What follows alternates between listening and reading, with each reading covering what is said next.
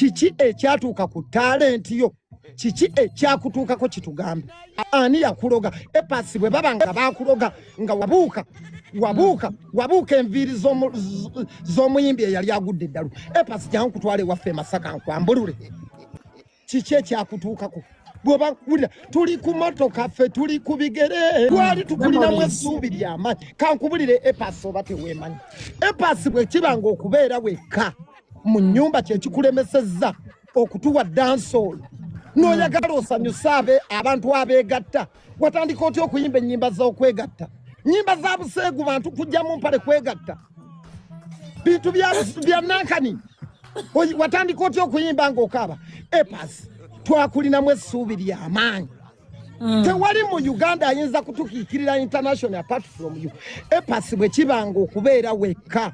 Lona kuba mu nnyumba osulamu wekka nze wangoba. Mu nnyumba nsulamu n'omukyala. Bwe kibanga kubeera wekka tukufunira omuntu gw'obeera naye. Epasi gw'osobola music wa Uganda okumuteeka ku international level. Naye okoze video oyambadde ebikofiira olinganga Matiya Kakumirizi. How can you a last man? Matiya Kakumirizi yani? Je bali eyo bayimba ku bizinga eri abaana n'eddolwe. Ku bizinga ebutyaba.